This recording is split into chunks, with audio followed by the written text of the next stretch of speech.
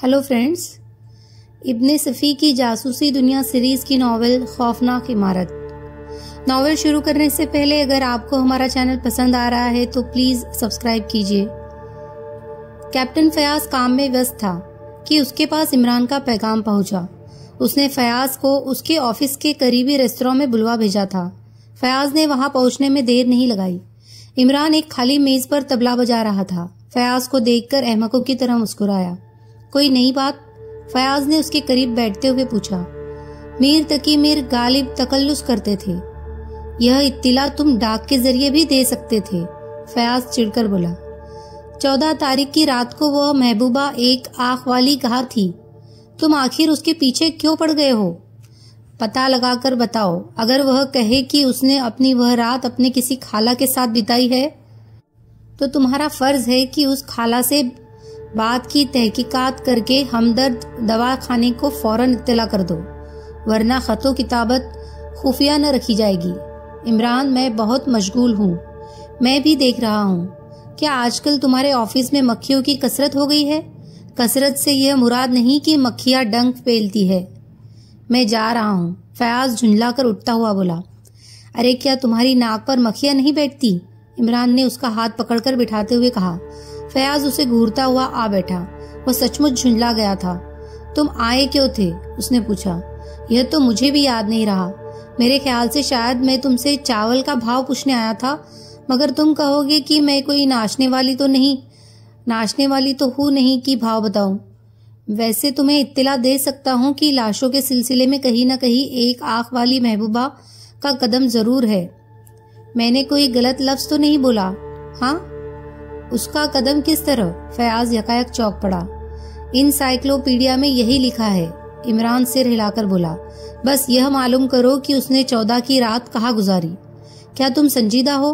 ओफो, बेवकूफ आदमी हमेशा संजीदा रहते हैं। अच्छा, मैं मालूम करूंगा। खुदा तुम्हारी मादा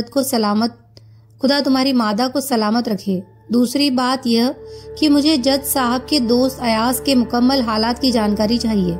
वह कौन था, कहाँ पैदा हुआ था, किस खानदान से ताल्लुक रखता था, उसके अलावा दूसरे रिश्तेदार वगैरह कहाँ रहते हैं, सब मर गए या अभी कुछ जिंदा है।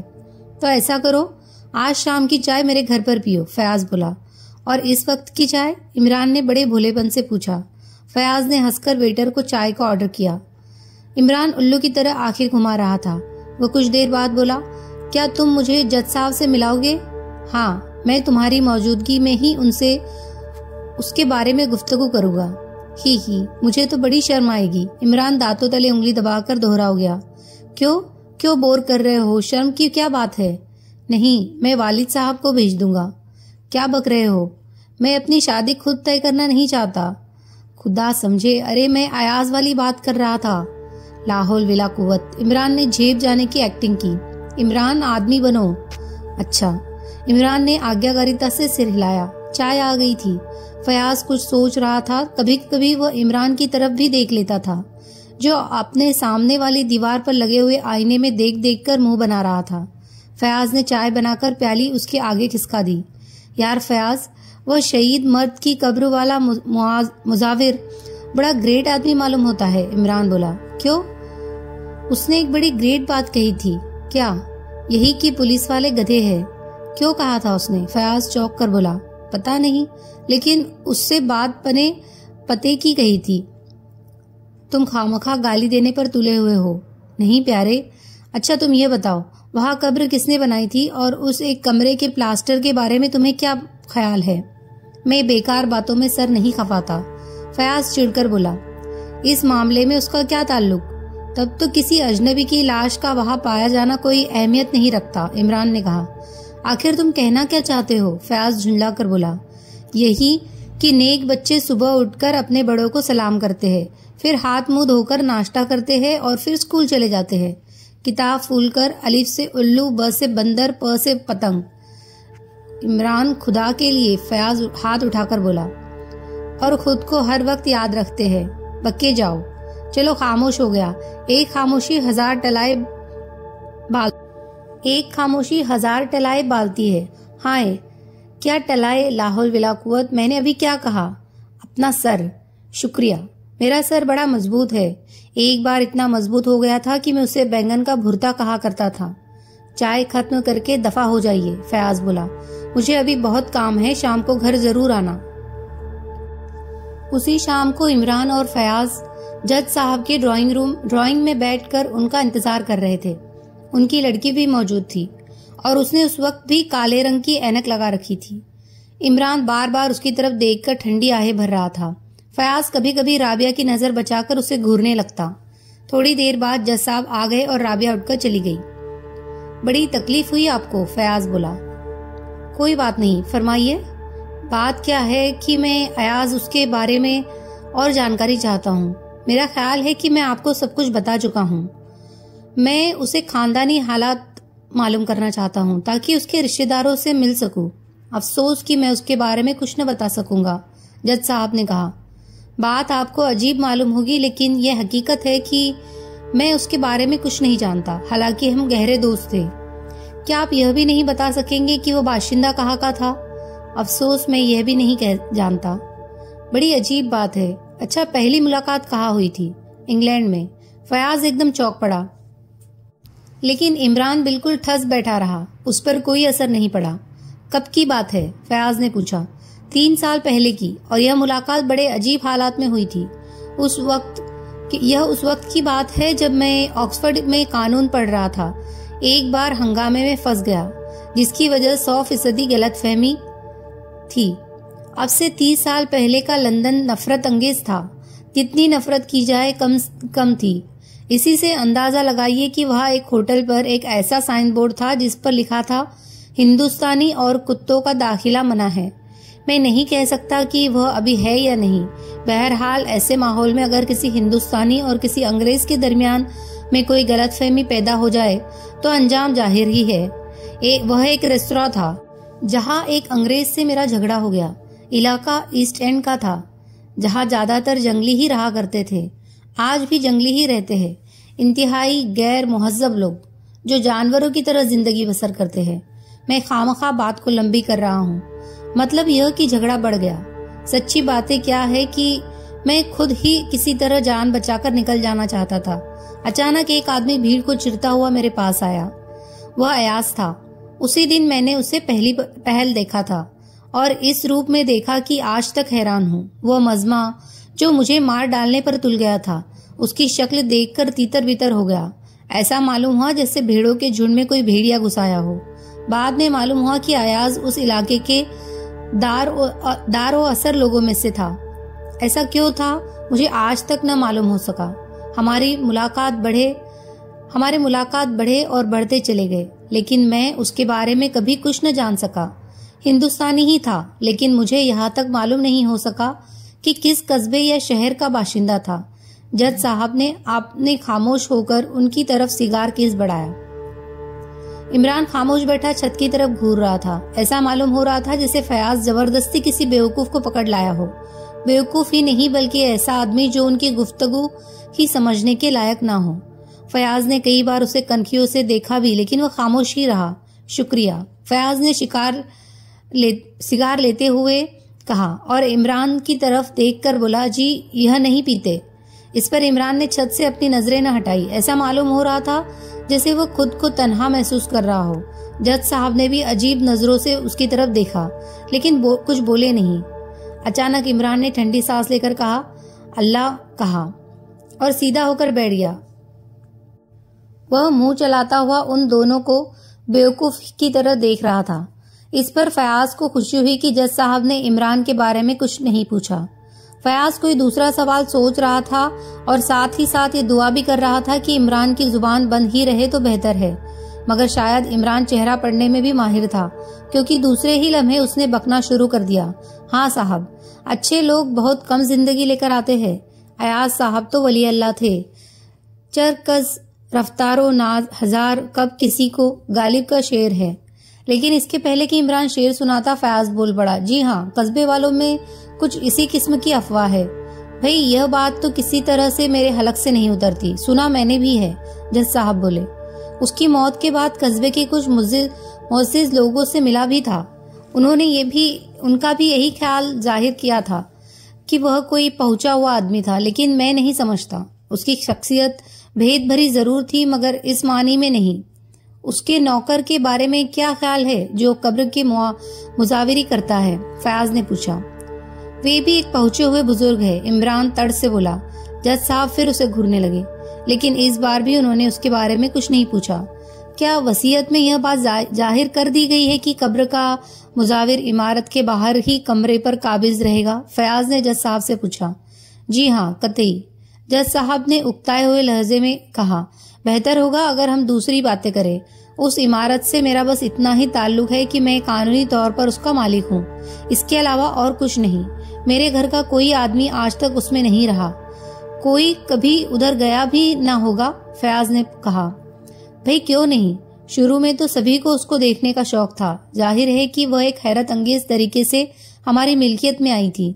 अयाज की जनाजे पर नूर की बारिश हुई थी। इमरान ने फिर तुक्का लगाया। मुझे पता नहीं, जज साहब बेजारी से बोले। मैं उस वक्त वहां पहुंचा था जब वह दफन किया जा चुका था। मेरा ख्याल है कि उस इमारत पर किसी हवा का असर है, फयाज ने कहा। हो सकता है, काश वो मेरी मिल्कियत ना होती। क्या अब आप लोग मुझे इजाजत देंगे? माफ कीजिएगा, फयाज उठता हुआ बोला। आपको बहुत तकलीफ दी, मगर मामला ही ऐसा है। फयाज और इमरान बाहर निकले। फयाज उस पर झल्लाया हुआ था, बाहर आते ही बरस पड़ा। तुम्हें हर जगह अपने गधेपन का सबूत देने जरूरी है, और मैं यह सोच रहा हूँ कि तुम्हें गोली मार दूं। इमरान बोला। क्यों, मैंने क्या किया है? तुमने यह क्यों नहीं पूछा कि एक आंख वाली 14 तारीख की रात को कहाँ थी? क्यों बोर करते हो? मेरा मूड ठीक नहीं है। खैर, मुझे क्या, मैं खुद ही पूछ लूंगा, इमरान ने कहा।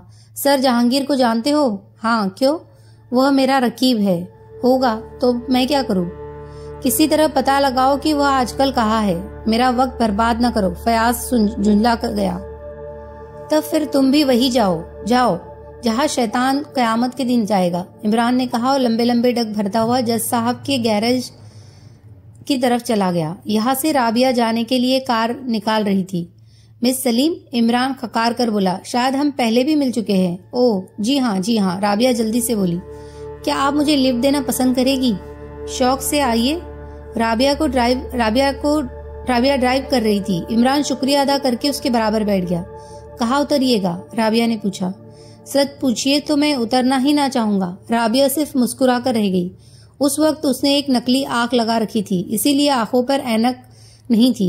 फयाज की बीवी ने उसे इमरान के बारे में बहुत कुछ बताया था, इसीलिए वह उसे बेवकूफ समझने के लिए तैयार नहीं थी। क्या आप कुछ नाराज नहीं हैं? इमरान ने थोड़ी देर बाद पूछा। जी। राबिया चौंक पड़ी। नहीं तो? फिर हंसने लगी। मैंने कहा शायद मुझसे लोग आमतौर से नाराज रहा करते हैं। उनका कहना है कि मैं उन्हें खामखा गुस्सा दिला देता हूँ। पता नहीं, मुझे तो आपने अभी तक गुस्सा नहीं दिलाया। तब तो यह मेरी खुशकिस्मती है, इमरान ने कहा।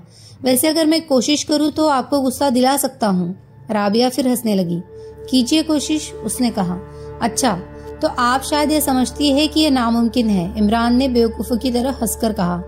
मैं तो यही समझती हूँ, मुझे गुस्सा कभी नहीं आता।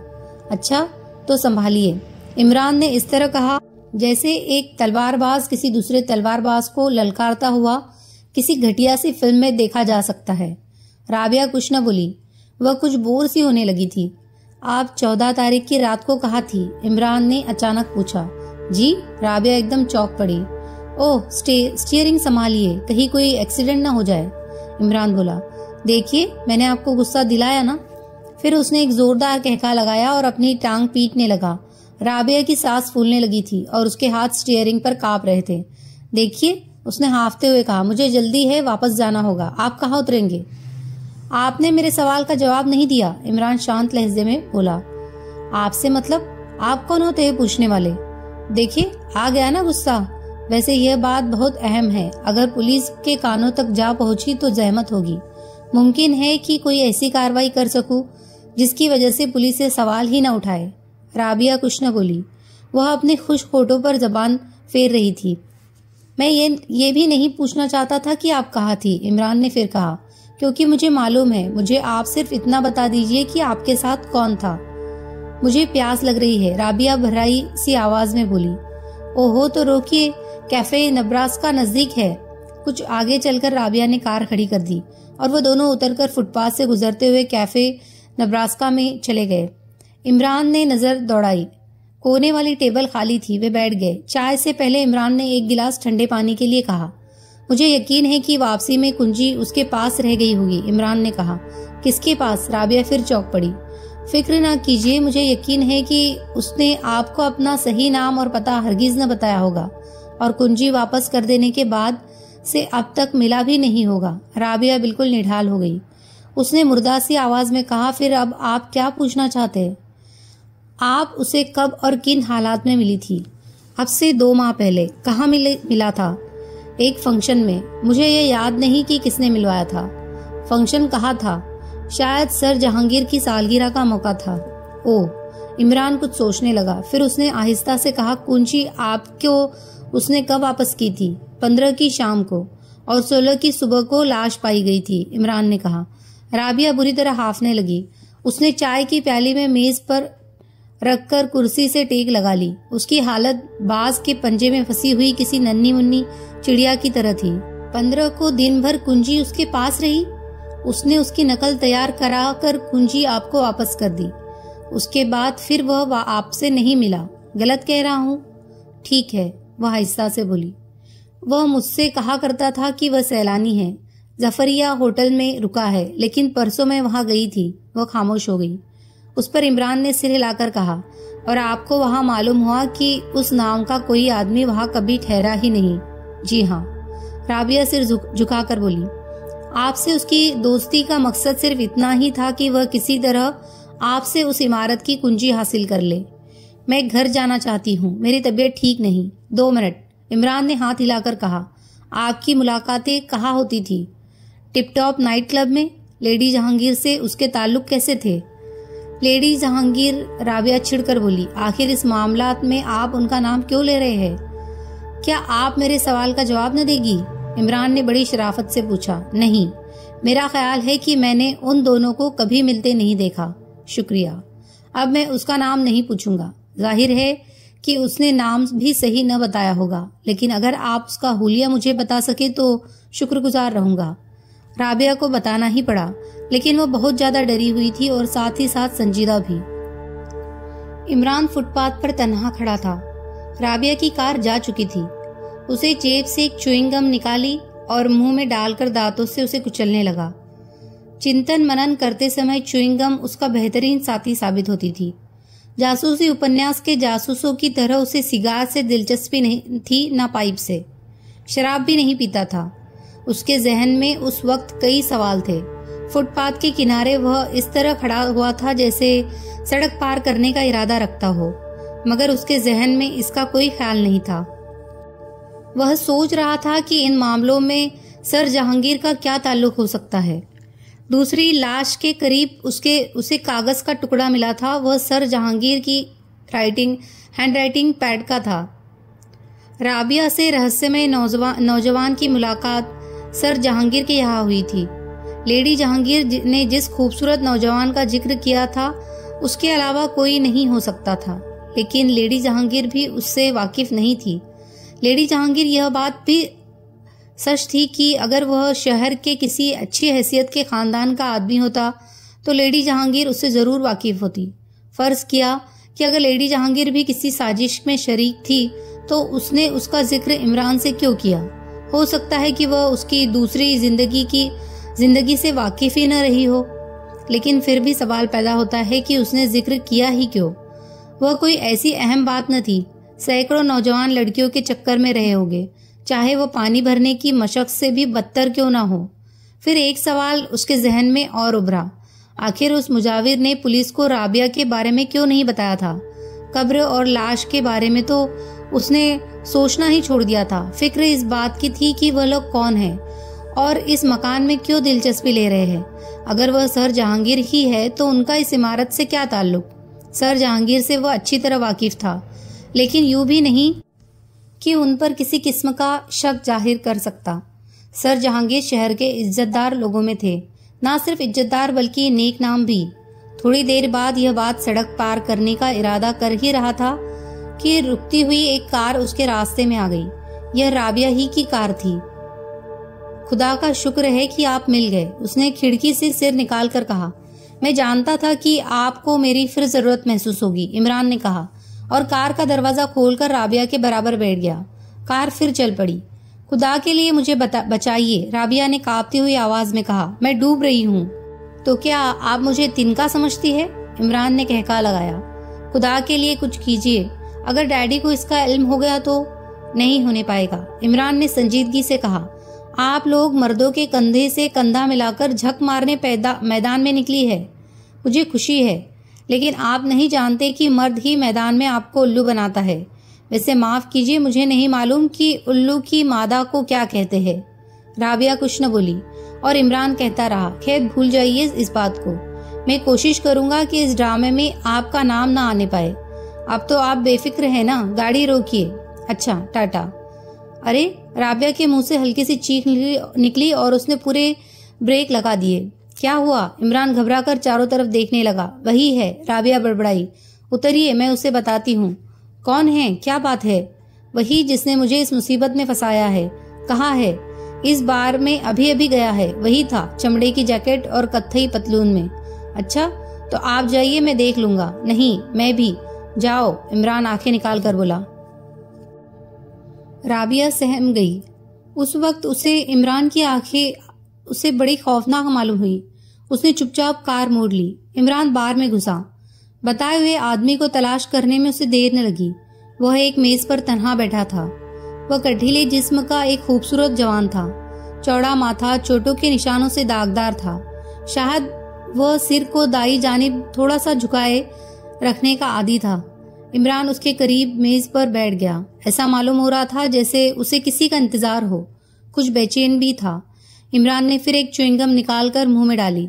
उसका अंदाजा गलत नहीं था। थोड़ी देर बाद एक आदमी चमड़े की जैकेट वाले के पास आकर बैठ गया और फिर इमरान ने उसके चेहरे से बेचैनी के लक्षण गायब होते देखे। सब चौपट हो रहा है, चमड़े की जैकेट वाला बोला। उस बुड्ढे को खब्त हो गया है, दूसरे आदमी ने कहा। इमरान उसकी गुफ्तगू साफ सुन सकता था। चमड़े की जैकेट वाला कुछ देर अपनी ठोड़ी खुजलाता रहा, फिर बोला, मुझे यकीन है कि उसका ख्याल गलत नहीं है। वह सब कुछ वही है, लेकिन हमारे साथ ही बोधे है। आवाजें सुनते ही उनकी रूह फना हो जाती है। लेकिन भाई, वे आवाजें है कैसी ही क्यों न हो, हमें उनकी परवाह न करनी चाहिए। और वे दोनों किस तरह मरे, यह चीज, जैकेट वाला कुछ सोचते हुए बोला, अभी तक मेरी समझ में नहीं आ सकी। मरता वही है जो काम शुरू करता है। यह हम शुरू से देखते आ रहे हैं। फिर ऐसी सूरत में हमें क्या करना चाहिए? दूसरे आदमी ने कहा। हमें आज यह मामला तय ही कर लेना चाहिए, जैकेट वाला आदमी बोला। यह बड़ी बात है कि वहाँ पुलिस का पहरा नहीं है, लेकिन उस रात को हमारे अलावा और कोई भी वहाँ था। मुझे तो उस आदमी पर शक है जो बाहर वाले कमरे में रहता है। अच्छा, उठो, हमें वक्त बर्बाद नहीं करना चाहिए। कुछ पी तो ले, मैं बहुत थक गया हूँ। क्या पियोगे, विस्की या कुछ और? फिर दोनों पीते रहे और इमरान उठकर करीब ही के एक पब्लिक टेलीफोन बूथ में चला गया। दूसरे लम्हे वो फयाज के निजी नंबर को डायल कर रहा था। हेलो, सुपर, हाँ मैं ही हूँ। खैरियत? कहा जुकाम हो गया है। पूछना यह है कि मैं जोशांदा पी लूं? अरे तो इसमें नाराज होने की क्या बात है। आगे हाल यह है कि 1 घंटे के अंदर अंदर इस इमारत के गिर्द पर पहरा लग जाना चाहिए। बस आगे मत पूछो। अगर इसके खिलाफ हो तो आइंदा शेरलॉक होम्स डॉक्टर वॉटसन की मदद नहीं करेगा। टेलीफोन बूथ से वापस आकर इमरान ने फिर अपनी जगह संभाल ली। जैकेट वाला दूसरे आदमी से कह रहा था, बूढ़ा पागल नहीं है, उसके अंदाजे गलत नहीं होते। होगा, दूसरा मेज पर खाली गिलास पटकता हुआ बोला। सही हो या गलत, सब जहन्नुम में जाए, लेकिन तुम अपनी कहो। अगर उस लड़की से फिर मुलाकात होगी तो क्या करोगे? ओह, जैकेट वाला हंसने लगा। माफ कीजिएगा, मैंने आपको पहचाना नहीं। ठीक, लेकिन अगर वह पुलिस तक पहुंच गई तो? वह हरगिज ऐसा नहीं कर सकती। बयान देते वक्त उसे यह भी बताना पड़ेगा कि वह एक रात मेरे साथ उस कमरे में गुजार चुकी है। मेरा ख्याल है कि शायद उसका जहन उस कुंजी तक पहुंच ही ना सके। इमरान कॉफी का ऑर्डर देकर दूसरी च्युइंगम चबाने लगा। उसके चेहरे से ऐसा मालूम हो रहा था जैसे वह सारे माहौल से कतई बेतकल्लुफ है। लेकिन हकीकत ये थी कि दोनों की गुफ्तगू का एक एक लफ्ज उसकी याददाश्त हजम करती जा रही थी। तो क्या आज बूढ़ा आएगा? दूसरे आदमी ने पूछा। हाँ, आज फैसला हो जाए, जैकेट वाले ने कहा। दोनों उठ गए। इमरान ने अपने हलक में बची कुची कॉफी उंडेल ली। बिल वह पहले ही अदा कर चुका था। वे दोनों बाहर निकलकर फुटपाथ पर खड़े हो गए और फिर उन्होंने एक टैक्सी रुकवाई। कुछ देर बाद उनकी टैक्सी के पीछे एक दूसरी टैक्सी भी जा रही थी, जिसकी पिछली सीट पर इमरान उखड़ू बैठा हुआ सिर खुजा रहा था। बेवकूफी भरी हरकतें उससे अक्सर अकेले में भी हो जाती थी। अगले मोड़ पर पहुंचकर पहली टैक्सी रुक गई और दोनों उतरे और एक गली में घुस गए। यहाँ इमरान जरा सा चूक गया। उसने उन्हें गली में घुसते जरूर देखा, लेकिन जितनी देर में वह टैक्सी का किराया चुका था वे दोनों आंखों से ओझल हो चुके थे। गली सुनसान पड़ी थी।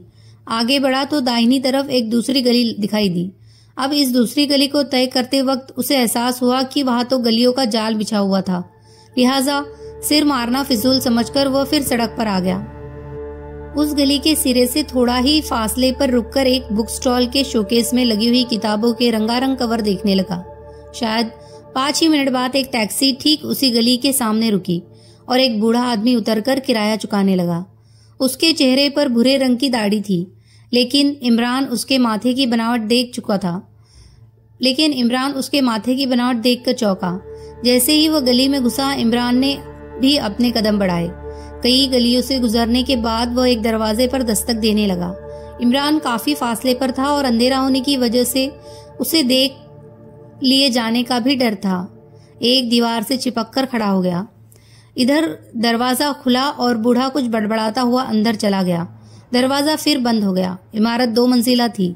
इमरान सिर खुजलाकर रह गया, लेकिन वह आसानी से पीछा नहीं छोड़ सकता था। अंदर दाखिल होने की संभावनाओं पर गौर करता हुआ दरवाजे तक पहुंच गया। फिर उसने कुछ सोचे समझे बगैर दरवाजे से कान लगाकर आहट लेनी शुरू कर दी, लेकिन शायद उसका सितारा ही गर्दिश में आ गया था। दूसरे ही लम्हे दरवाजे के दोनों पट खुले और दोनों आदमी उसके सामने खड़े थे। मध्यम सी रोशनी में उनके चेहरे तो ना दिखाई दिए, लेकिन वो काफी मजबूत हाथ पैर के मालूम होते थे। कौन है? उनमें से एक हुक्म देने वाले लहजे में बोला। मुझे देर तो नहीं हुई? इमरान तड़ से बोला। दूसरी तरफ से फौरन ही जवाब नहीं मिला। शायद खामोशी हिचकिचाहट की वजह से ही थी। तुम कौन हो? दूसरी तरफ से सवाल फिर दोहराया गया। 313। इमरान ने अहमकों की तरह बक दिया, लेकिन दूसरे लम्हे उसे होश नहीं था। अचानक उसे गिरेबान से पकड़कर अंदर खींच लिया गया। इमरान ने विरोध नहीं किया। अब बताओ तुम कौन हो? एक ने उसे धक्का देकर कहा। अंदर ले चलो, दूसरा बोला। वे दोनों उसे धक्के देते हुए कमरे में ले आए।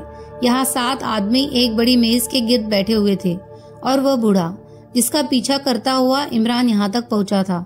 शायद वह मुखिया की हैसियत रखता था, क्योंकि वह मेज के आखिरी सिरे पर था। वह सब इमरान को हैरान नजरों से देखने लगे, लेकिन इमरान दोनों आदमियों के दरमियान खड़ा चमड़े के जैकेट वाले को घूर रहा था। आहा! यकायक इमरान के कह लगाया और अपनी गोल गोल आंखें फिराकर फिर उससे कहने लगा, मैं तुम्हें कभी माफ नहीं करूंगा। तुमने मेरी महबूबा की जिंदगी बर्बाद कर दी। कौन हो तुम? मैं तुम्हें नहीं पहचानता, उसने हैरान लहजे में कहा। लेकिन मैं तुम्हें अच्छी तरह पहचानता हूँ। तुमने मेरी महबूबा पर डोरे डाले हैं। वो कुछ नहीं बोला। तुमने एक रात उसके साथ गुजारी है, फिर भी खामोश रहा। लेकिन मैं यह किसी तरह बर्दाश्त नहीं कर सकता कि तुम उससे मिलना जुलना छोड़ दो। तुम यहाँ क्यों आए हो? अचानक बूढ़े ने सवाल किया और उन दोनों को घूरने लगा जो इमरान को लाए थे। उन्होंने सब कुछ बता दिया। इस दौरान में इमरान बराबर अपने मुखातिब को घूरता रहा। ऐसा मालूम हो रहा था जैसे दूसरे लोगों से उसे वाकई कोई सरोकार न हो। फिर अचानक किसी का घूसा इमरान के जबड़े पर पड़ा और वह लड़खड़ाता हुआ कई कदम पीछे खिसक गया। उसने झुककर अपनी फेल्ट हैट उठाई और उसे इस तरह झाड़ने लगा जैसे वह यूं ही उसके सिर से गिर गई हो। अब वह भी जैकेट वाले को घूरे जा रहा था। मैं किसी इश्किया नॉवेल के आज्ञाकारी रकीब की तरह तुम्हारे महकने में अपनी दावेदारी छोड़ सकता हूँ, इमरान ने कहा। बकवास मत करो, बूढ़ा चीखा। तुम्हें अच्छी तरह जानता हूँ। क्या उस रात को तुम ही वहां थे? इमरान ने उसकी तरफ देखने का भी कष्ट नहीं किया। यह जिंदा बचकर ना जाने पाए, बूढ़ा खड़ा होता हुआ बोला। मगर शर्त यह है, इमरान मुस्कुराकर बोला, महर की बेइज्जती ना होने पाए। उसे उसके बेफिक्री भरे इत्मीनान में जर्रा बराबर भी फर्क न होने पाया था। 3-4 आदमी उसकी तरफ लपके। इमरान ने दूसरे ने डपट कर बोला, हैंड्स अप। साथ ही उसका हाथ जेब से निकला। उसकी तरफ बढ़ने से पहले वो तो ठिठके, लेकिन फिर उन्होंने बेतहाशा हंसना शुरू कर दिया। इमरान के हाथ में रिवॉल्वर की बजाय रबड़ की एक गुड़िया थी। फिर बूढ़े की गरजदार आवाज ने उन्हें खामोश कर दिया और फिर वे इमरान की तरफ बढ़े। जैसे ही उसके करीब पहुंचने इमरान ने गुड़िया का पेट दबा दिया। उसका मुंह खुला और पीले रंग का गहरा गुब्बारा उसमें से निकलकर 3-4 फुट के दायरे में फैल गया। वे चारों बेतहाशा खांसते हुए वही ढेर हो गए, जाने न पाए। बूढ़ा फिर चीखा। दूसरे लम्हे इमरान ने काफी भारी चीज इलेक्ट्रिक लैंप पर खींच मारी। एक जोरदार आवाज के साथ बल्ब फटा और कमरे में अंधेरा फैल गया। इमरान अपने नाक पर रुमाल रखे हुए दीवार के सहारे मेज के सिरे की तरफ खिसक रहा था। कमरे में अच्छा खासा हंगामा बर्पा हो रहा था। शायद वह सब अंधेरे में एक दूसरे पर घूसेबाजी की मशक करने लगे थे। इमरान का हाथ आहिस्ता से मेज के सिरे पर रेंग गया और उसे नाकामी नहीं हुई। जिस चीज पर शुरू ही उसकी नजर रही थी, उसके हाथ आ चुकी थी। उसके हाथ बूढ़े का चमड़े का हैंडबैग था।